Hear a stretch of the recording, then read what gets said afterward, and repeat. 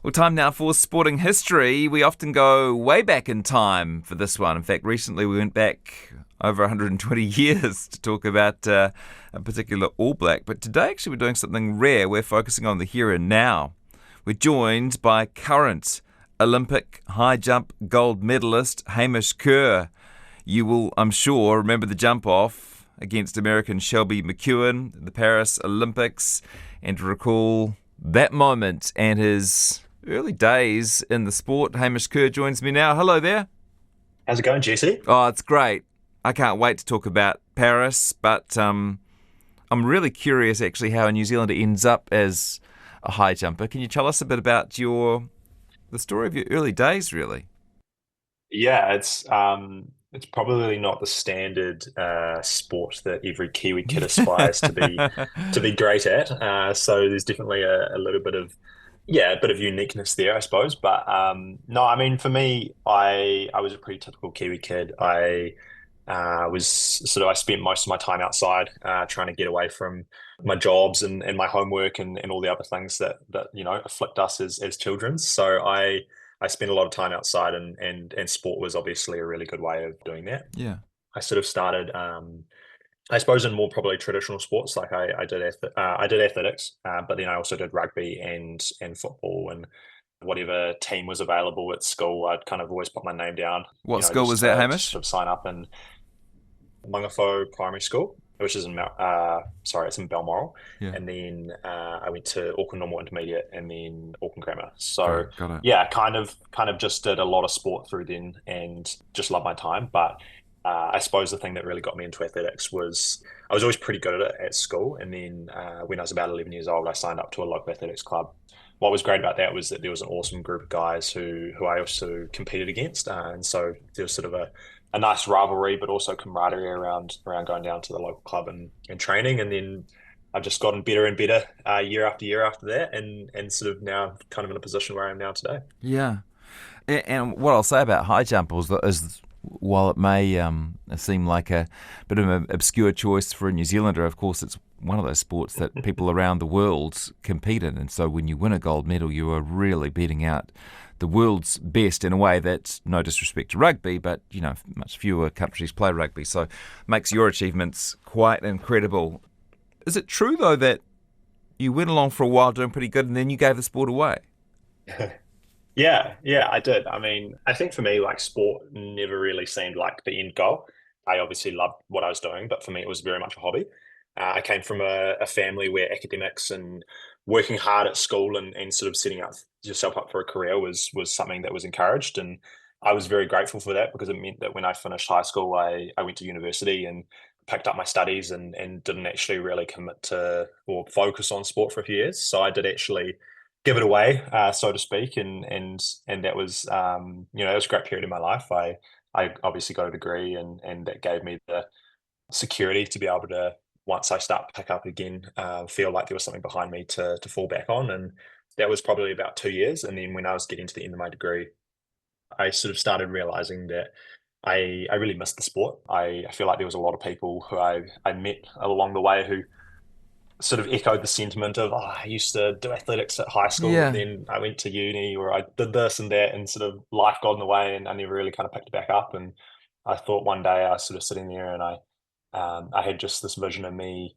being an 80-year-old sitting on my porch watching the world go by and kind of almost feeling like, what would I want to sort of sit back and reflect on. And I sort of realized in that moment that athletics was a really big part of my life and was something that I really loved and wanted to do well at. So yeah, I figured that I'd give it a go for a few years. Moved down to Christchurch to sort of train full time, and really give it a go until until the Tokyo Olympics, and then sort of that was in my mind something that I thought I was capable of achieving and qualifying for. And then yeah, I was just gonna probably just leave it there. But then 5 years later, we're still here and still doing pretty well. Yeah, and would you recommend a gap year around the age of 20? Because you came back, I think you topped out at 2.1 meters, which is more than I could jump. But when you came back, you suddenly started making progress again. Yeah, I mean, I don't know if I'd recommend it for everybody, but I think for me it was something that I needed specifically. I think there was a number of reasons for that. Firstly, I finished high school and as you said, I jumped about 2.1 meters, and that was great in the scheme of New Zealand. At that point, I was actually still senior New Zealand champions, so I was still better than all the adults, so to speak. But if I wanted to make that jump to the next level, I was going to have to jump about 20 centimeters higher. That's a huge amount, and I think that as an 18-year-old, kind of reflecting on that and trying to think, okay, how am I going to get 20 extra centimeters? It's probably a little bit of a bridge too far. And so I think for me, it was actually just really important that I let my body grow. You have to be tall to be a high jumper, and you're not tall when you're 18 or 17. You're sort of only just growing into your body. So to be able to Yeah. give myself that time to actually just grow and enjoy it was really important. But also, I just needed to learn how to live through that time. When I went to uni, I moved out of home, and that's obviously a big kind of learning moment for a lot of young people when I kind of had to grow into myself and work out who I was, and then that was actually what gave me that motivation to kind of come back into the sport and realize that I really wanted to be there.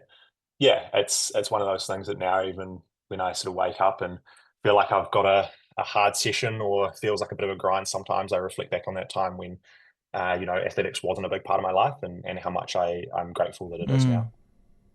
Mm. How tall are you, Hamish? I'm 6'6". Gosh. Okay. Yeah, didn't I did it. I wasn't born 6'6" either. Yeah, I'm just trying to quickly do the maths. Okay, so you jump higher than the top of your head. Very much so, yeah. Yeah. So I guess in centimeters, I'm 198, Okay. and And so you yeah. if you put a sort of a school ruler or a 30 centimeter ruler on top of my head, and some, that's about how high I'm jumping. That's so incredible. Did you enjoy the Tokyo Olympics experience? I did, yeah. I mean, it felt very normal to me. Obviously, looking back on it post Paris now, it probably really struck me how unprecedented it was with the COVID restrictions and the delay of a year and all the other things that kind of happened around that time. But I think for me, it gave me a real sense of belonging. I'm a high jumper in a small country, which doesn't, see a lot of the rest of the world Yeah. a lot of times, and so to actually get over there and kind of get into a competitive environment with 30 other guys who are all really like-minded and are from so many different parts of the world, and there's just so many different cultures represented, but we all kind of had this common ground. It made me just feel like I'd kind of found my people. And so I think that's ultimately why, I came home from Tokyo and decided I really wanted to continue. I'd sort of just finally clicked into finding those guys that I really resonate with and really love being around. So yeah, it was real awesome, and also gave me the confidence to know that I could be one of the best. I came 10th at that games, but I was ranked 20th going in. So for me, that kind of indicated that I had the competitive edge. I just needed more time to hone my skills. Do you tend to overperform at the big ones? No, yes and no. It I seems like so it Tokyo I seems did, like and watching then Hamish, like you kind of feed off the crowd a bit. You've got a great style about you, and it's not hard for me to imagine that you might be the crowd and the moment might lift your performance. But yeah, sorry, carry on. yeah. So I mean, certainly in competition, I'll always jump higher than I do in training. That's just a given. Like the heights that I'm achieving in training, if I kind of go into a competition and I can't even start at those heights, I'm sort of in a weird place, I suppose. Like it's just generally what happens. But no, I mean, I've had some great success at the major events, but I've also had some learning moments, so to speak, at World Championships. So I made my first World Championships in 2019, and I did about par for the course. I think I was ranked about 25th and came about 25th. Then in 2022, when we had a World Champs, and then 2023, both of those comps I massively underperformed. I came again about 20th, but I was ranked in the top 10 at that point. So I think, if you take those two comps out of the equation, I'd say that I definitely do get up for competitions. And I think, the learnings that I took from those competitions and the reasons why I didn't ultimately perform, I think are things we've really worked on the last few years, and to the point where now I very much would consider myself a big competition jumper. Mm. When I would go to a competition overseas when the crowd's really pumping and there's a lot on the line, that's when I really know that I thrive and really want to get a really good result. You've got talking to high jumper Hamish Kerr, you've got a lovely confidence about you. Has that always been the case? I mean, it's amazing. I've just got on YouTube at the moment as I talk to you the high jumping final from Paris on, and you look like you belong there. You look like you've quite easily get the crowds clapping in unison to help you out. You look like you've got a certain rock star quality. Has that always been you, or as you've progressed in the sport, has that come with it? I mean, yeah, I suppose I am confident, but I would probably say that I'm just actually an internal optimist. I eternal optimist. I think the reasons why I've got into the sport are sort of very key foundations for me. I love athletics. I love personal improvement as well. I love the feeling of working really hard and achieving the goals that I've set down. And I think for me, being a real optimist, I see every moment as one that I just want to make the most of, whether it's a competition that I do really well or a competition that I ultimately, don't exceed the expectations I've set. I just see those as amazing opportunities to learn and grow and just develop as an athlete. So yeah, I mean, it probably comes across as confidence, but for me, it's probably just the realization that at any given moment, it's those singular competitions are kind of they're a big part of sort of a wider goal that I've got of just trying to be the best athlete I can be. So yeah, I mean, I think it's probably a bit of a freedom to be able to kind of see each competition as something bigger than just the one comp. But yeah, at the same time, it can sort of come across as confidence and probably annoys the boys that I'm competing against because at any given moment, even if I'm my back's up against the wall, I still look pretty calm and collected and enjoying the fact that I'm just out there. Yeah. Do I recall that your back was slightly up against the wall in the early part of that Paris competition? Very much so. In the qualifying round, so 32 people qualify for the Olympics, but there's only 12 people who ultimately jump in the final. And so there's kind of a qualifying round a few days before the final, which whittles those 32 down to 12. And yeah, it's always been a bogey for me as those qualifying rounds Mm. because it's just a different mindset. It's one that we don't really do growing up in New Zealand. We don't ever have to do qualifying rounds in New Zealand. There's just not enough competitors in the comps. So I've had mixed success. Those world championships that I mentioned that I failed, that was ultimately I just didn't get through the qualifying rounds. So yeah, I think there was a bit of PTSD there, and there was a bit of expectation around, especially the other guys. Like they knew that I was in good shape, but they also knew that qualifying was a bit of an Achilles heel for me. So it was tough. But yeah, at 220, which was a height that for me is very capable. Obviously, jumped 236 in the finals, so 16 centimeters less than that. I had 3 attempts and had to use all 3 attempts to get over that bar. The first two attempts were terrible, and my last one was just enough to kind of scrape over.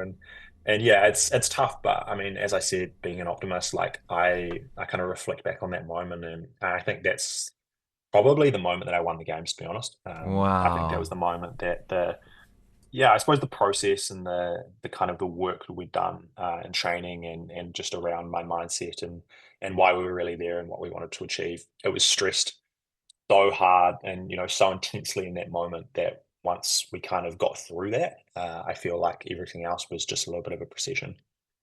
Tell me about the final then. Um, Tell me about the gold medal moments.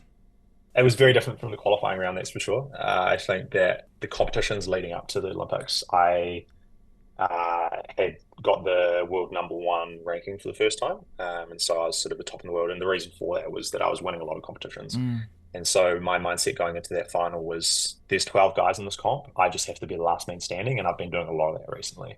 I know how to do it. I know how to win. It just changed the mindset a wee bit and just made me actually really want to go out there and just enjoy it. So yeah, I mean, look, started the competition pretty normally. Nailed my first few heights. I had a bit of a wobble at I think it was about 231, 232, where I again had to take a third attempt. So that was a bit scary. I think at that point, if I hadn't got that third attempt, I would have been about sixth in the competition. But obviously was able to get over it, and it was really funny. I got that jump, and I thought that it was a really nice clearance. We're always kind of thinking about how my technique and how my kind of timing interacts with the heights because obviously as they go up you need to jump higher. And so it's sort of trying to stay ahead of that curve of you don't want to use all your best jumps right at the start, but you also want to be able to build into a position where when those jumps do need to get better, you can kind of rise into that occasion. So we knew that at that sort of first couple of jumps at 30, I needed to click into another gear, and I did that. And yeah, it was super funny. I mean, obviously in Tokyo, the Qatari and Italian guy shared the gold medal, and that was something that was really unprecedented. I mean, it never happened in sporting history, and was something that I think a lot of people didn't even really know was possible. I didn't know Yeah, it was possible. they'd both It jumped the was same height, and so they had the option of either jumping off until one of them faltered, or sharing the gold medal, and they chose the latter. Yes, interesting moment, and you found yourself in the same spot in Paris. Yeah, yeah, I did. And I mean, I suppose so. Essentially, what happens to be first equal at the end of one of those competitions is you have to have jumped the same height, but then also throughout the competition, you have to have had the same number of misses. Hmm. And so for me, I'd had two misses at one of those earlier jumps, and so had Shelby, and that's pretty rare. Mm, It's the first time I'd ever been a part of a jump off. The only other time I'd been in a competition which had had a jump off was that Tokyo final, and right. so it sort of almost seemed like fate in a way that Yeah. the last Olympic finals ended in a jump off, which didn't happen, and then as we kind of got to the end of the competition, before the jump off, Hmm. it looked more and more likely that we would be doing a jump off, and for me, I was actually just laughing, to be honest. I was sort of standing there with my coach, just going, "There's no way this is actually about to happen." But in my mind, I just thought it was so fitting that it kind of ended the way it did. It was amazing. So yeah, when I kind of knew that the jump off was going to be happening, I think in my mind, I knew that we wanted to do it. We wanted to see what happens, and I think as an athlete, well, for me particularly, I love just putting myself in hard positions that really get Gosh. to test me as You a turned human. down, So Hamish, that was one of them. depending on what his response was going to be, you turned down a guaranteed gold medal for the possibility of winning a gold and the possibility of ending with the silver. In that moment, you could have said, let's share it, and you both get golds. It's a gold medal. It's the same medal. It is, but it isn't. I mean, there would have been two of them. Yeah.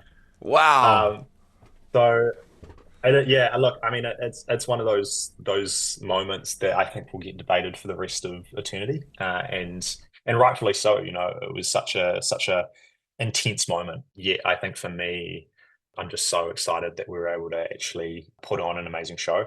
I think for me, one of the big things as well, someone always told me when I got into sport was that no one will remember the result.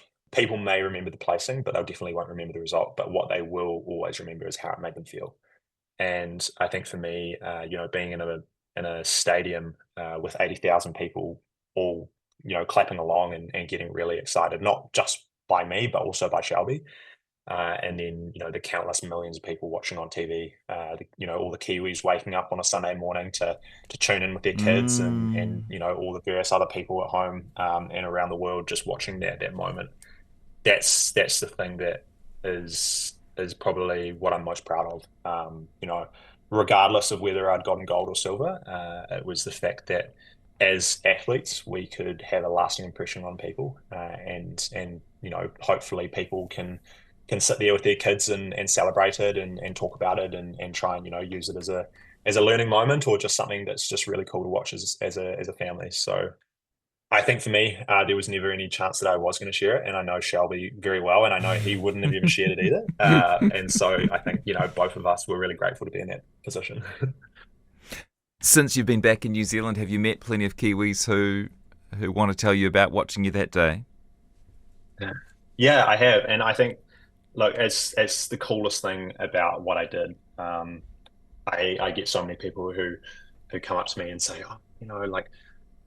We were watching with the kids, and they were just jumping up and down and running around the house, and just they were so excited. And so I think for me, if you told me that I was going to win the Olympics, I probably would have believed you. If you told me that I was going to win it that way, there's no way I would have believed you. So yeah, to be Mm. able to have that moment and the way that I'd won, I think that's what's going to stick around in people's minds forever. When you cleared that final jump, you went for a bit of a run. I did. I loved watching that. Yeah, it was cool. Like as an athlete, you kind of know when you've done a good performance. And so for me, in my run up, there's kind of phases that I have to go through to kind of know that I'm in the right position to clear the bar.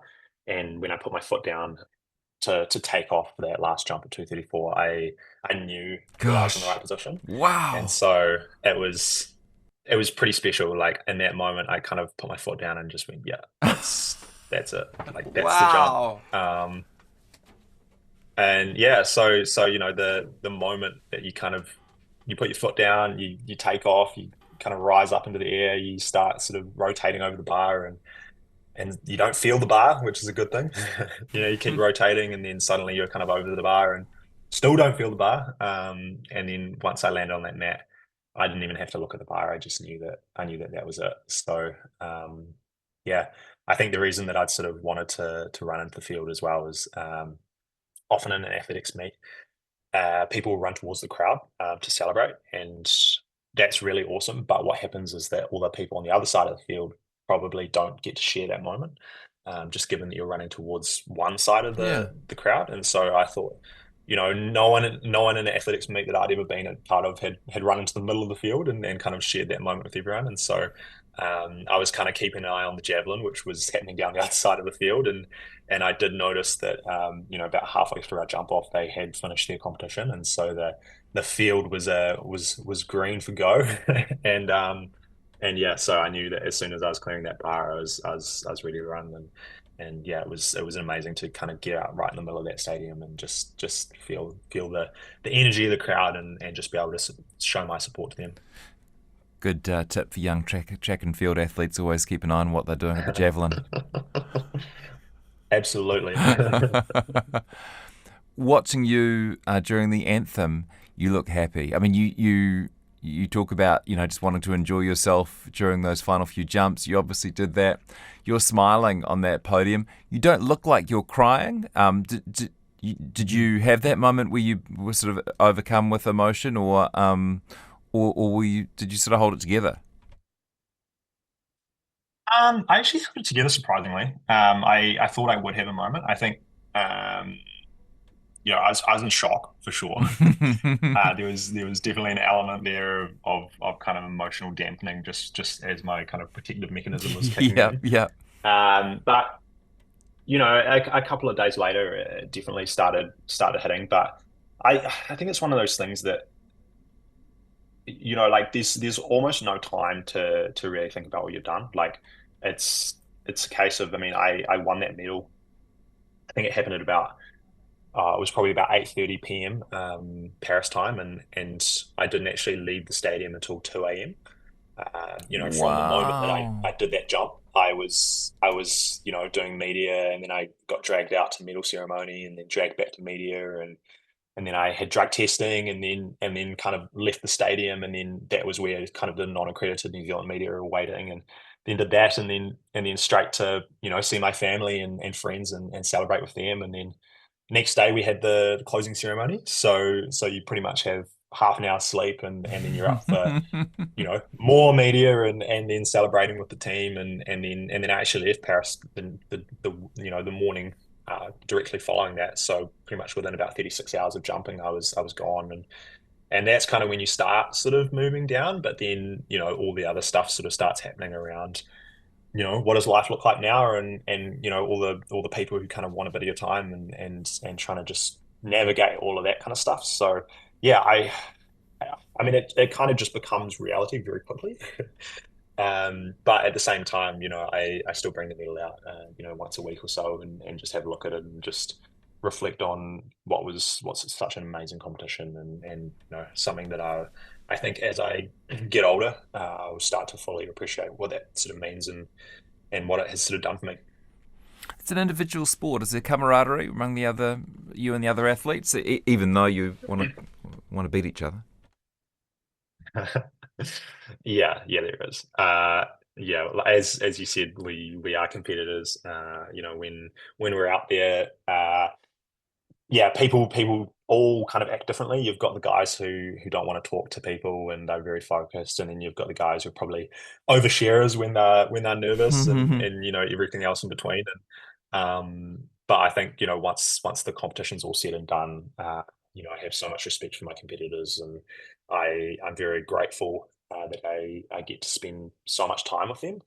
We do spend a lot of time on the road together.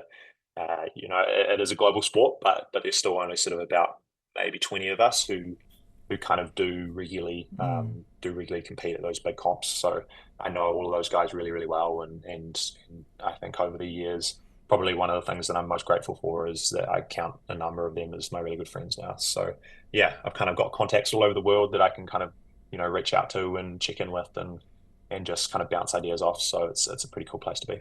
What are you thinking about next? Um, Good question. I did take a lot of time off after the competition. I think when you reach the Everest, it's sort of a bit of a time to reflect and try and understand where you've come from and where you want to get to next. But also keeping in mind that as athletes, we do have a lot of competitions, and I've got two world champs this year. I've got a world indoors in March and then a world outdoors in September. So yeah, I suppose the immediate goal is trying to defend my title at world indoors, and then regain the outdoor title, which is a title that I don't have at the moment, and would love to dearly get my hands on. So those are the two big ones for this year. But I think if we're thinking 4 years, which as athletes we are, often we're looking at sort of what the next sort of big phase looks like. I want to jump 240 and regain my Olympic title. So yeah, it's going to be a very fast 4 years, but at the same time, I've got a lot of stuff to get my teeth sunk into. So I'm really looking forward to it. Good stuff. You'll be there in LA, huh? Absolutely. Can't wait. Thank you so much for the brilliant memories. You totally made our year. Not everyone in New Zealand was enjoying life much, and not saying at that time of year, and not saying that a sporting tournament can fix things. But man, I reckon it was just what we needed at that moment, and you're a huge part of it. So thank you so much, Hamish. Yeah, thanks. I really appreciate it.